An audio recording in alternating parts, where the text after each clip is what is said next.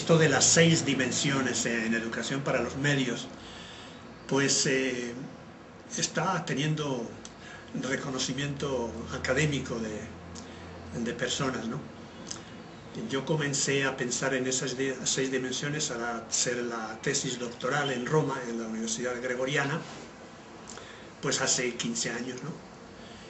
Y entonces, tratando de ser completo, porque yo quizá a veces tengo el defecto de querer acaparar todo, de hacer una cosa integrativa. Entonces, yo me pregunté, ¿qué es lo que tú quieres lograr en una educación para los medios? O también, conociendo las experiencias que ha habido, ¿qué es lo que los profesores, los maestros, los educadores buscan en la educación para los medios? ¿O qué es lo que en realidad están haciendo? Y entonces, pues yo me puse a hacer un listado de las metodologías que usan yo tenía como 40 libros de América Latina, de textos, de Valerio Fuenzalida, de Seneca, de Chile, de cantidad de sitios, porque realmente se ha trabajado mucho en los años 70 en concreto, 80, se ha producido mucha literatura sobre metodologías prácticas de educación para los medios. Claro, era la época en que con Mario Kaplun, él era un gran experto en el análisis crítico ideológico, entonces había una corriente también a nivel de iglesia, la teología de la liberación, y todos los movimientos guerrilleros, en fin, la década del 70, del 80, del 60, pues había mucha guerrilla y mucha cuestión. Curiosamente hoy día la guerrilla ha desaparecido, excepto aquí en Colombia, pero había una ansia notable de estudio contra los medios masivos, inclusive en la corriente de Serpal, de Mario Kaplun, etcétera, pues se tenía la teoría de que no valía la pena transmitir mensajes a través de los medios masivos. Entonces, en ese momento se enfatizó mucho el estudio de los medios grupales, de los medios de grupos, y todos los cassettes de Serpal, comenzando por Jurado número 13, etcétera, Mi tío Juan, etcétera, todo se basaba en los grupos, en discutir temas a nivel de grupos, porque no valía la pena ir a los medios. Entonces el aspecto crítico se acentuó mucho. Entonces yo poco a poco, analizando eso, pues descubrí que habría como 6 grandes aspectos que habría que considerar y que de hecho funcionaban en los medios. El primero era alfabetización, o sea, decirle a la gente cómo se hace una noticia y qué significa. Por ejemplo, una fotografía, si tú la tomas de abajo para arriba, si la cámara la pones abajo o arriba, el resultado es distinto. Entonces, enseñar ese tipo de cosas, de forma que la gente viera. Por ejemplo, yo me he dado cuenta en Italia, a Berlusconi es un personaje pequeño, pero siempre aparece como un gigante, porque las cámaras las ponen hacia abajo, ¿no? Entonces son trucos, ¿no? Entonces conviene que la gente conozca, se alfabetice en el lenguaje mediático.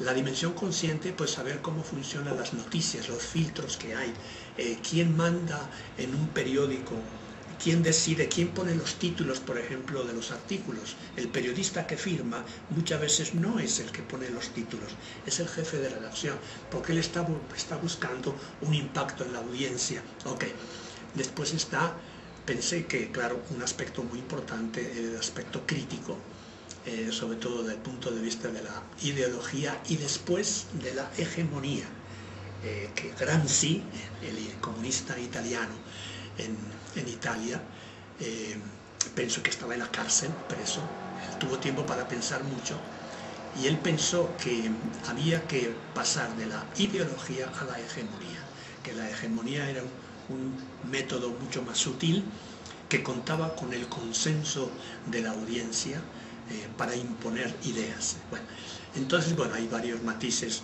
Y después estaba la dimensión activa de cómo el receptor, pues como hemos hablado antes, tiene como 3 aspectos: o acepta el mensaje, o negocia interpretándolo según a él le parece, o lo rechaza absolutamente. De todas formas, es muy importante que el oyente sea activo, que no sea una persona pasiva que acepta todo lo que le dicen los medios, ¿no? Después está la dimensión social, es decir, a la hora de la creatividad, a la hora de los programas, etcétera, tener una preocupación de hacer las cosas en equipo. Ahí viene la importancia en la educación para los medios, el involucrar, por ejemplo, a la familia, porque si tú quieres educar a un niño, no puedes contar solamente con lo que él recibe en la clase, porque el niño y el adolescente, sobre todo, pues sabemos que a la edad de 12, 13 años, pues quien manda más en él no es ni la escuela ni la familia, sino los compañeros. Entonces esas son las mediaciones de Guillermo Orozco, de Valera Fuenzalida. Entonces hay que estudiar todas las mediaciones en las que está sumergido el perceptor para tratar de involucrar a ellas. Entonces la educación para los medios no puede ser solamente con el alumno, sino con la familia, con los compañeros, etc. Entonces ese sería el aspecto social de las mediaciones. Y por fin está el aspecto creativo, que es algo que afortunadamente se da en muchos casos. Entonces a los estudiantes se les hace trabajar, se les hace producir. En concreto, antiguamente, por ejemplo, que sé yo, en una escuela, pues producir un periódico moral, pero también producir un programa de radio, etcétera, todo lo que sea creatividad. Y esa es una forma muy buena para ir conociendo los medios. Entonces, en la dimensión creativa fortalece la dimensión alfabética, de alfabetización, todas las demás dimensiones, es muy, muy completa. Pero en mi investigación yo estudié qué dimensiones eran preferidas por los maestros y qué dimensiones preferían después los alumnos, y hice estudios comparativos de ese tipo. Entonces, porque claro, en la educación para los medios pues se puede proceder de muchas formas, ¿no?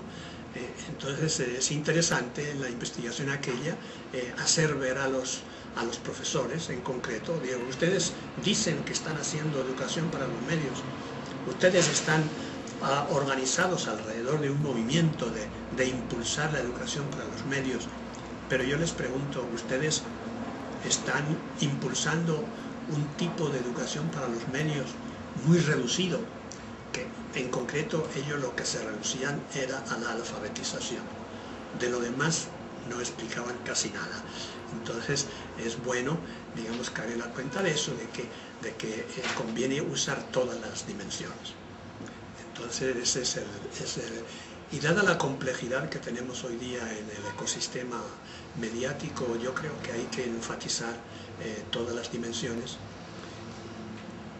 Y yo lo que echaría de menos en mi trabajo es que, claro, en aquel entonces, en el año 95, pues el Internet prácticamente no se usaba, pero hoy día ha cambiado mucho y realmente no se puede hacer educación para los medios prescindiendo del Internet, y menos con lo que se llaman los nativos digitales, o sea, con los niños, los jóvenes que han nacido con el celular en la mano, ¿no? Están después los digitales inmigrantes, que son los de mi edad, que nos hemos acercado. Pero bueno, yo he inventado otro término, y es que hay también digitales analfabetas o analfabetos, o digitales ignorantes que no saben nada y además no quieren saber nada de Internet, no quieren tener un celular, etc. Entonces hay diversas, y yo creo que la educación para los medios tiene que considerar ese aspecto del Internet.